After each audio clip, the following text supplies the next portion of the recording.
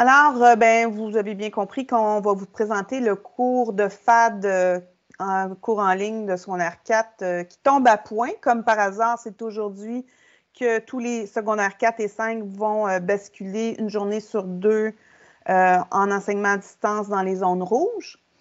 Alors, si vous voulez, vous pouvez prendre aussi en photo le lien pour avoir accès à ce diaporama-là qui est aussi dans le clavardage. Et j'en profite pour vous présenter, pour me présenter pour ceux qui ne me connaissent pas, mais je pense qu'on se connaissait tous là, dans la salle. André-Caroline Boucher, je suis conseillère pédagogique depuis 1999, ça commence à faire un bout. Donc, je suis au début du récit, même un petit peu avant. Et vous allez voir que le cours qu'on a conçu avec une très grosse équipe, il y a des influences évidemment de mon doctorat, de la façon dont j'enseigne à l'université à des futurs profs, et évidemment, le fait que j'ai déjà écrit du matériel didactique. Et avec cette expérience-là, on peut se dire qu'on a une expertise en apprentissage à distance. Alors, Marie-Ève, je te laisse te présenter. Oui, merci. Donc, Marie-Ève Lapolice, enseignante en arts plastiques au secondaire. Maintenant, intégrée à l'équipe de manière permanente, j'espère, au Récit Art. J'ai une maîtrise en didactique de l'éducation. Moi, mes expertises se situent surtout au niveau des réalités virtuelles et augmentées. Puis, c'est ça. Donc, je m'occupe plus particulièrement des dossiers arts plastiques et arts dramatiques. Merci Marie-Ève. On a aussi une troisième collègue dont on est très content d'avoir une belle équipe comme ça, Mylène Bélanger, qui s'occupe particulièrement des dossiers musique et danse. Alors, j'ai pas vu la binette de tout le monde. Étant donné qu'on n'est pas beaucoup, je vous invite à tout simplement connecter votre caméra, nous faire un petit signe de la main. Ça fait toujours plus chaleureux. Julie, Yvon, je ne sais pas s'ils sont arrivés. On essaie de briser la distance. Hein? On a toutes sortes de petites stratégies. Alors, bienvenue. C'était votre présentation à vous. Alors, on continue. Tout le monde s'est mis un petit arrière-plan différent, c'est le fun. Il y a Karine qui vient d'arriver, c'est bon. Alors, je continue la présentation.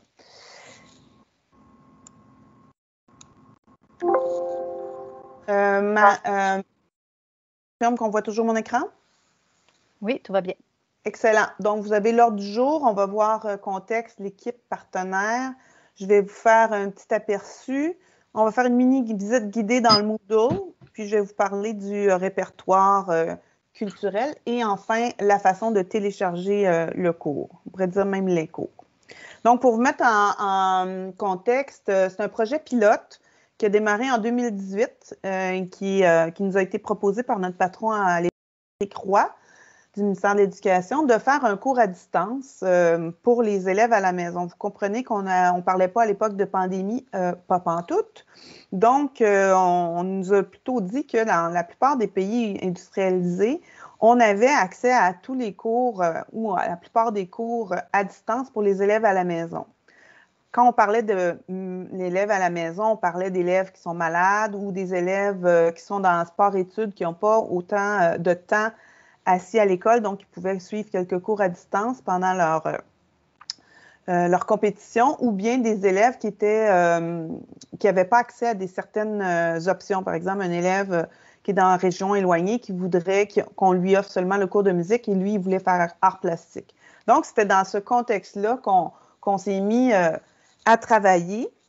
Donc, on voit que ce que je vous présente aujourd'hui, c'est plus de 2 ans de travail. C'est sûr que c'est un accouchement d'un gros bébé.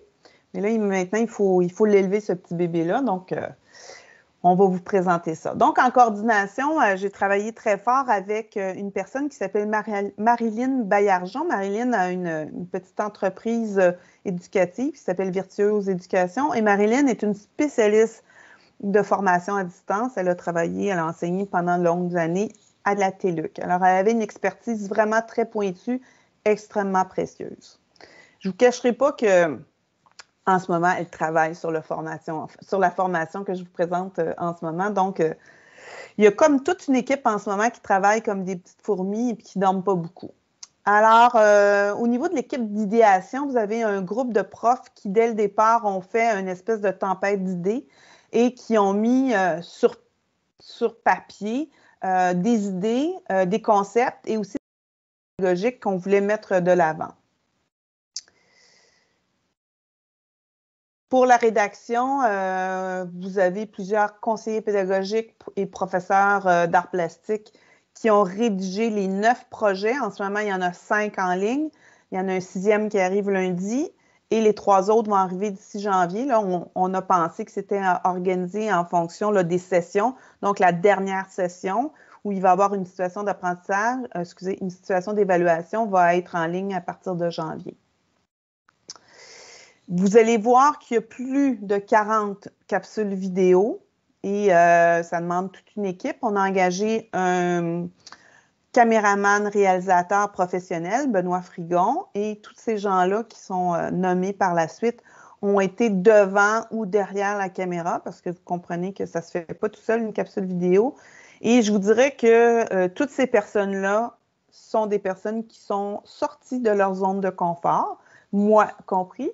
Donc, d'aller devant la caméra, c'est pas exactement pareil comme quand on parle devant nos élèves. C'est un petit peu plus intimidant. Donc, chapeau à tous ces gens-là.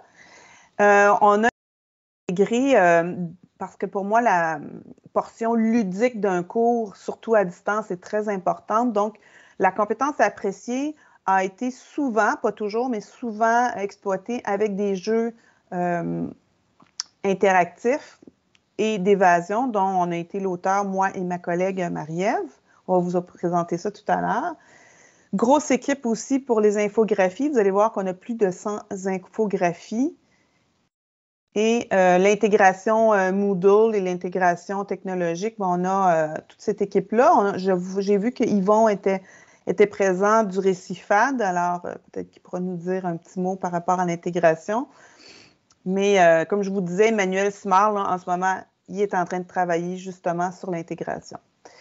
On a eu la chance et le privilège de travailler avec de nombreux partenaires qui sont ici, que je ne vous nommerai pas, vous les voyez, et ça nous a permis d'avoir accès à des lieux de tournage et aussi à des œuvres d'art libres de droit de façon privilégiée.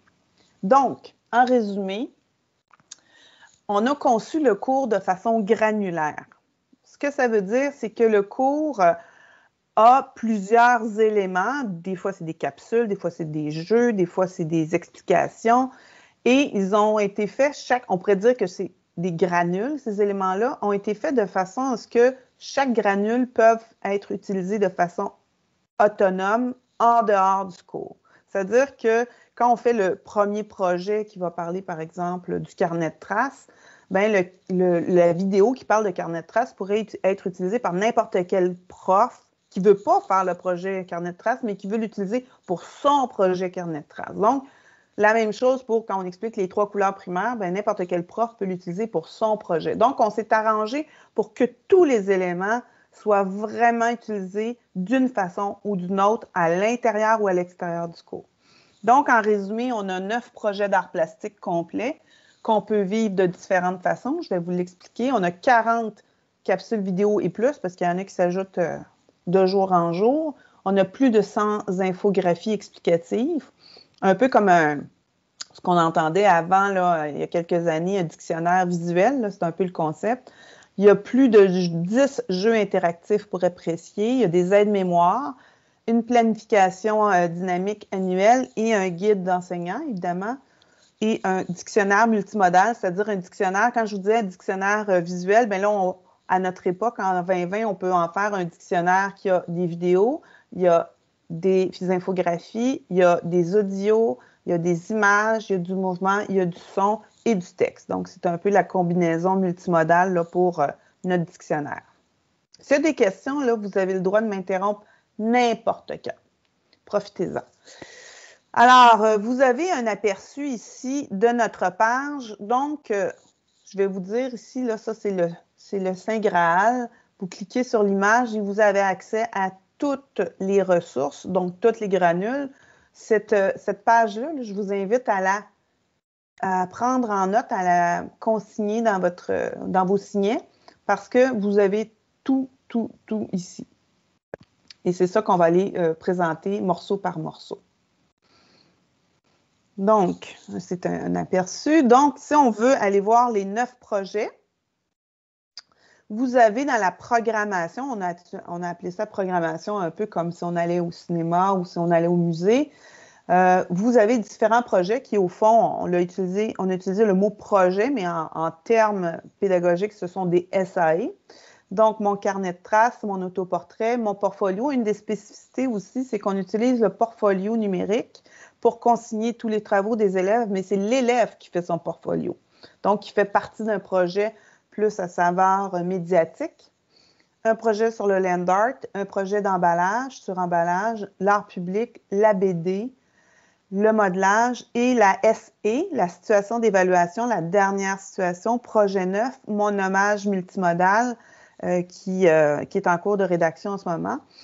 Donc, vous avez tous ces projets-là complets que vous pourrez aussi utiliser, pas nécessairement chacun d'eux. Ils sont pas je dirais, connectés. Là. Vous pouvez utiliser seulement un projet. Comme en ce moment, probablement que les profs ont besoin de peut-être un projet. Évidemment, tous ces projets-là peuvent se vivre à la maison, mais vous comprenez quand on les a pensés, c'est dans le contexte de formation à distance avec un titulaire qui accompagne le prof et l'élève devait recevoir une boîte à la maison avec des équipements, des outils, des matériaux pour faire son projet. Donc, vous allez voir dans la version améliorée, je dirais, du guide de l'enseignant, vous allez avoir tout, vous l'avez aussi dans le Moodle, tout le matériau, les matériaux qu'on doit avoir.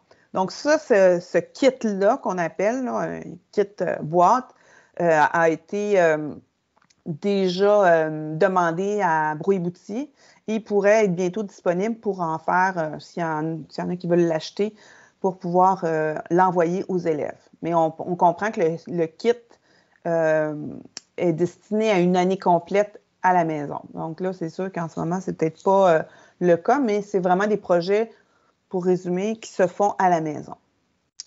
Capsules vidéo, comme je vous disais tout à l'heure, les capsules vidéo ne sont pas dédiées nécessairement à un projet, mais ils sont plutôt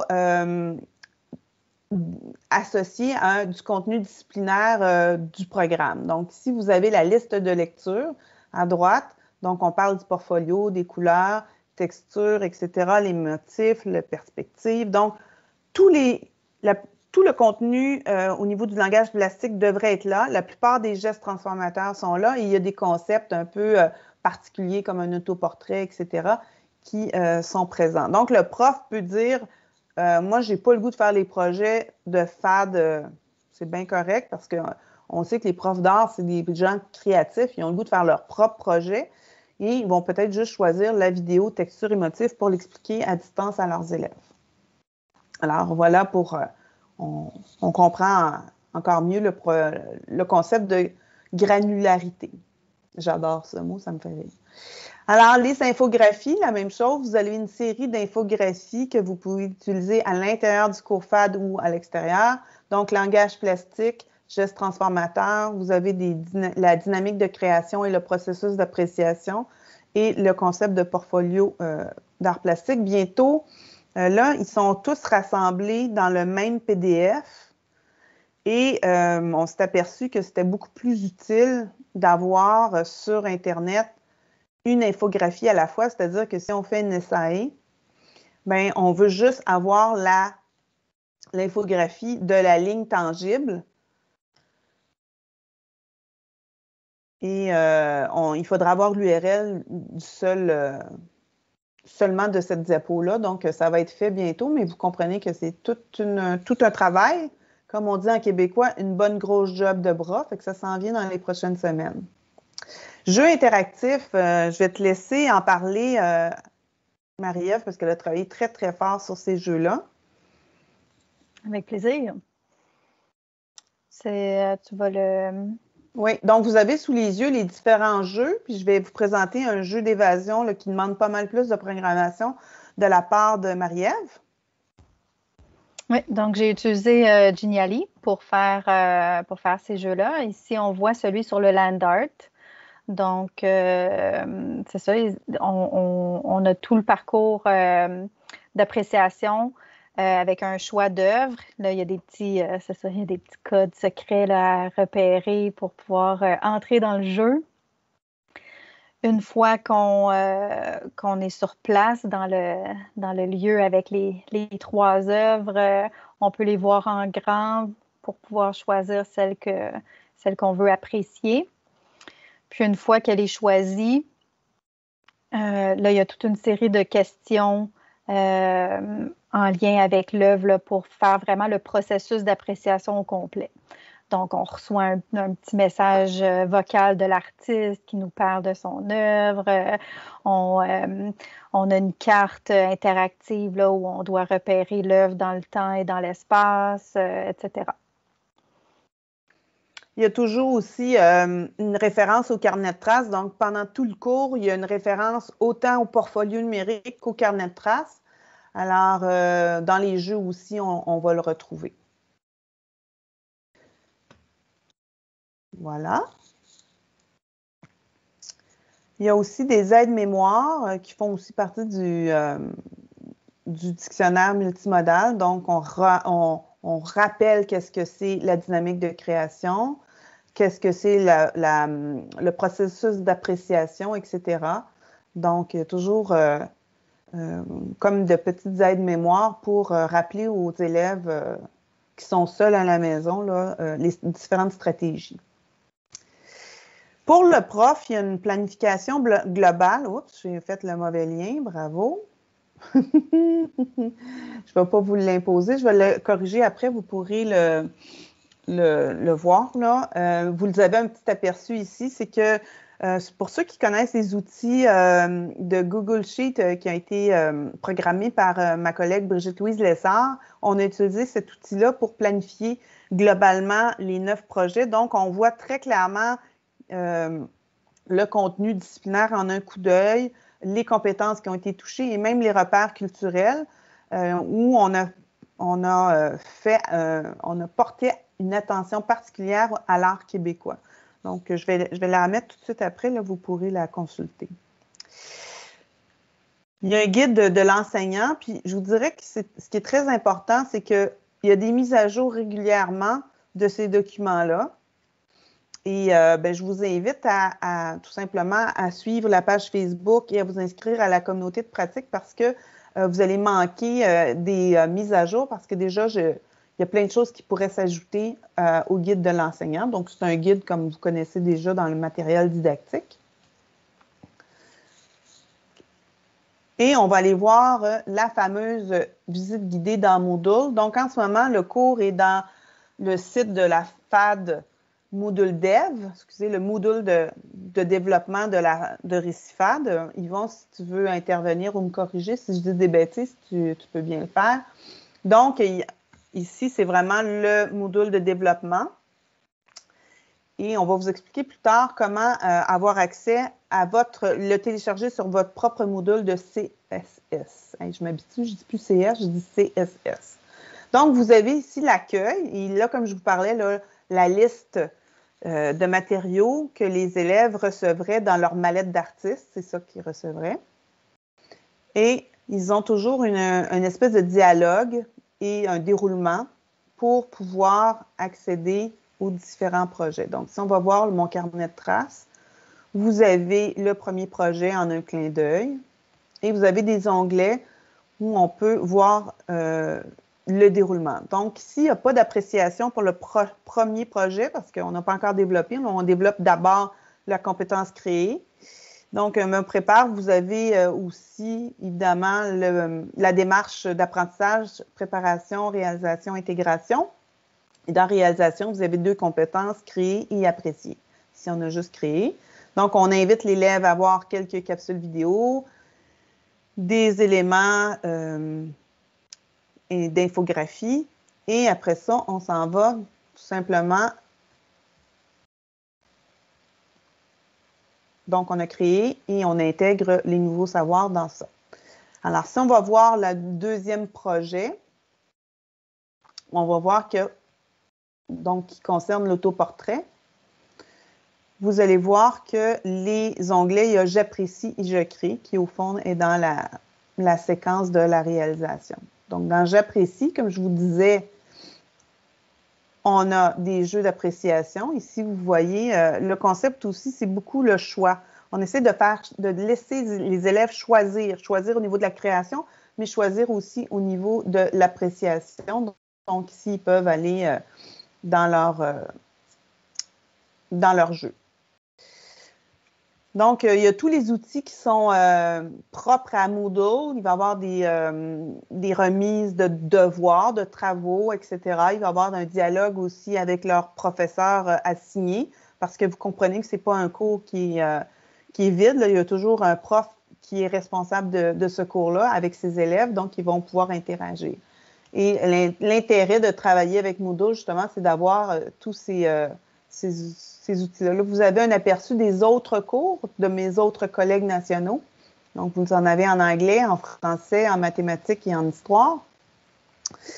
Et voilà. Donc, deuxième parcours qui est déjà en ligne. Et il s'en vient un troisième parcours que vous avez vu l'aperçu tout à l'heure. Je ne sais pas si Yvon, tu veux ajouter quelque chose? Sinon, tu pourras peut-être ajouter ton grain de sel tout à l'heure quand je vais expliquer comment télécharger le Moodle. Donc, en plus de ça, on a dû faire un répertoire en parallèle et complémentaire, un répertoire culturel qui était déjà un projet de ma part qui s'appelle le répertoire culturel Influx, où je veux rassembler au moins 500 œuvres québécoises de différents types, visuels, musicales, théâtrales, chorégraphiques et littéraires, dont les droits seraient libérés, c'est-à-dire qu'ils vont être payés pendant 10 ans pour le monde de l'éducation. Donc, comme le projet, c'est un projet d'envergure et colossal, il n'est pas... Oups, excusez-moi, j'ai perdu mon petit... on va revenir ici.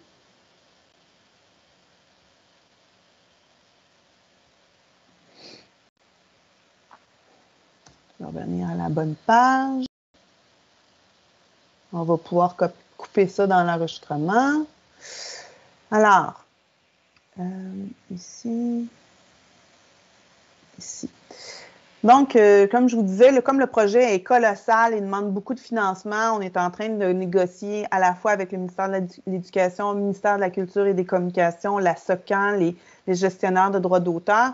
On a fait un petit prototype PDF en attendant du répertoire culturel pour les élèves. Donc, vous en avez un aperçu ici, où on rassemble les œuvres qu'on apprécie, où on peut les comparer. Donc, fiche d'œuvre. Je vais essayer de le rapetisser un peu. Fiche d'œuvre, fiche d'artiste. Il y a une petite erreur ici. Déjà, je vois qu'il y a une petite erreur. C'est ça, c'est vraiment un processus de co-construction. Quand vous voyez des coquilles, là, il faut nous les signaler, puis on corrige immédiatement. Et vous avez donc l'ensemble des œuvres du cours qui sont appréciées. Vous avez aussi des thématiques au niveau des... je vais passer plus vite. Au niveau des cours artistiques, mais on les a appelés fiches thématiques. Pour comprendre, par exemple, le concept de l'art public, qu'est-ce que c'est. Il y a toujours des capsules vidéo, des aides-mémoires qui sont associées à ça. Donc, voilà pour le prototype du répertoire culturel. Enfin, comment on fait pour avoir accès à ce cours-là? Bien, la meilleure façon de l'utiliser, c'est sûr que c'est en version Moodle. Donc, pour l'avoir, il faut avoir installé Moodle dans sa CSS. Ce n'est pas toutes les commissions scolaires, excusez-moi, tous les centres de services qui l'ont fait, mais c'est gratuit, mais ça demande de l'investissement au niveau du personnel, là, de la formation, etc. Alors, le processus est assez simple. Vous communiquez avec votre service informatique et vous allez consulter la procédure FAD. Eux vont consulter cette procédure-là. Donc, on s'en va sur le site de Récifad. Ensuite de ça, ils vont installer les modules d'extension. Je pense que c'est la traduction de plugin. Et à la fin, ils pourront télécharger le contenu du cours. Donc, en bref, la façon la plus facile, c'est de communiquer avec, écrire à Info Récifad ou se rendre ici au site du Récifad et vous allez pouvoir en savoir plus. Je ne sais pas, Yvon, si tu es là, si tu veux ajouter quelque chose au niveau de ces informations pour avoir accès au cours Moodle. Oui, je suis en ligne. Est-ce que tu m'entends? Oui, je t'entends très bien. OK, super. Alors, c'est ça. Donc, je suis en communication en parallèle avec Emmanuel là, qui est à finaliser l'exportation. Exact. Donc, dès que tout ça sera résolu, comme mentionné sur ena.recifad.com, là, plus précisément, on trouvera un endroit bien précis, le fameux cours à télécharger. Donc, excellent. En suivant le lien, là, je crois que tu l'as montré, ena.recifad.com, plus spécifiquement, on peut aller montrer aux gens là, où exactement là, le lien se situera. Est-ce que tu veux naviguer à nouveau? Oui, on s'en va sur ENA. Donc, environnement. Est-ce que tu veux nous expliquer l'acronyme ENA, s'il te plaît? Environnement numérique d'apprentissage. Donc, c'est le Moodle, en fond, qui est l'environnement numérique. Si on descend un petit peu plus bas, la colonne centrale, on aura un bouton gris qui est module, ici. Donc, un peu plus bas, on trouvera dans la première portion, ici, cours distribués là, par les équipes du récit. On va voir avant anglais, en fait, en ordre alphabétique, on va voir art, puis il y aura un lien ici qui permet de télécharger l'ensemble du cours. Est-ce que je me trompe en disant qu'il va apparaître demain ou ça va être un petit peu plus tard?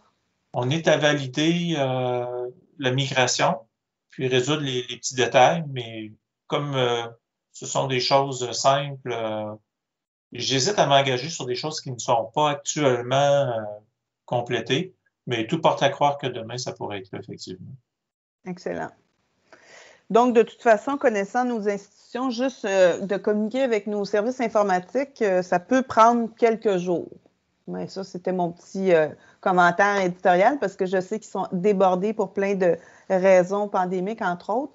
Alors, je pense que vous pouvez commencer les processus et probablement quand vous allez arriver au téléchargement du module, ben, ça va être en place. Merci beaucoup, Yvon, pour tes précisions. Alors, des particularités qu'on a au récit en art, c'est qu'on a choisi de transformer aussi notre cours complètement en PDF. Pour les CSS qui n'ont pas encore Moodle, on les encourage à l'avoir, ça reste quand même pour vivre le cours, mais de façon urgente. Puis quand on l'a pensé, on se doutait qu'il était possible d'avoir une deuxième vague puis qu'on ait rapidement besoin des cours. Donc ici, vous allez avoir tous les projets en PDF. Donc, rapidement, aujourd'hui, vos profs pourraient utiliser les projets. En ce moment, il y a le projet 1, 2, 3, 4 et 5. 6 va arriver lundi. Et comme je vous disais, 7, 8, 9 va arriver d'ici janvier. Donc, quand on clique, on a l'ensemble des PDF. Ce sont des PDF interactifs dans le sens que la vidéo va être cliquable. On va pouvoir y aller. Vous allez avoir le même contenu, etc. Donc, ça peut être des outils très utiles en ce moment parce qu'on sait que c'est aujourd'hui que les cours basculent à distance une journée sur deux pour les zones jaunes. Alors, vous pourrez aller les chercher. Comme je vous disais, donc téléchargement dès plus ou moins le 8 octobre, je vous disais que les mises à jour sont régulières. Hein, je viens juste de voir une correction qui aurait dû être faite qui n'a pas été faite.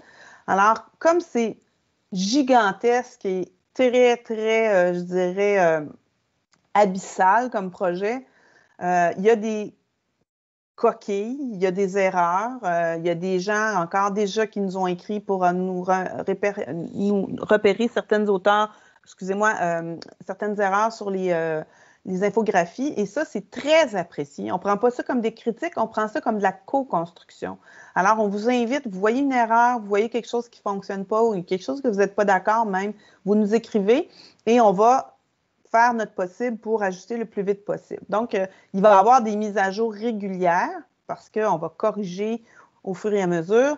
Et pour ne rien manquer de ces mises à jour-là, on vous invite à vous inscrire à la communauté en art. Vous avez l'hyperlien pour vous inscrire ou suivre notre page Facebook parce que c'est l'endroit le plus rapide et efficace pour mettre les dernières nouveautés.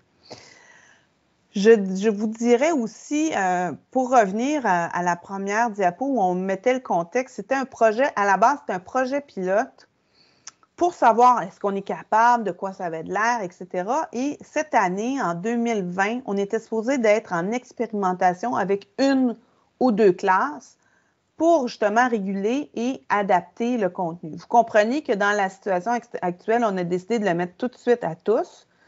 Et donc, tout le monde va réguler, expérimenter, y faire part des commentaires pour améliorer le produit. Donc, comme je vous disais, on est en co-construction avec la communauté. Vous écrivez au Service national Réciart et on se fera un plaisir de prendre en considération vos suggestions et commentaires. Marie-Ève, je te passe la parole. Je ne sais pas si vous avez... oui, je te laisse continuer. Donc, pour avoir assisté au petit webinaire d'aujourd'hui, vous pouvez demander une attestation de présence. Et on vous demanderait aussi de remplir un petit formulaire de rétroaction juste pour savoir comment a été le webinaire et connaître un peu vos besoins supplémentaires. Donc, pour l'attestation, c'est important de le remplir aujourd'hui. Comme ça, quand on va faire l'envoi massif là, des attestations, ça va tout être fait en même temps. C'est beaucoup plus simple. Et c'est vraiment important d'écrire votre nom complet tel que vous voulez qu'il apparaisse sur l'attestation parce que s'il y a des coquilles, c'est plus difficile à changer par après. Sinon aussi, si tu changes à la prochaine diapo, je vais mettre les liens dans le clavardage dans quelques instants, ça ne sera pas long. Sinon aussi, bien sûr, comme tous les webinaires du récit, vous pouvez demander un badge de participation en vous rendant sur Campus Récit pour l'obtenir. Merci, Marie-Ève. Il y a une question de Julie Bérubé. Est-ce que les modifications se font sur le module au fur et à mesure qu'il y a des modifications de votre côté? Non. Donc, c'est pour ça qu'il faut retélécharger une nouvelle mise à jour. C'est comme ça que j'ai compris que ça fonctionnait. Et on va rassembler toutes les modifications et on va faire une grosse mise à jour régulièrement, mais on ne fera pas des mini-mises à jour. Alors, voilà, donc une petite citation qui résume notre co-construction. Aucun d'entre nous n'est plus intelligent que l'ensemble d'entre nous, donc on a besoin de vous pour s'améliorer. Alors, on aurait terminé.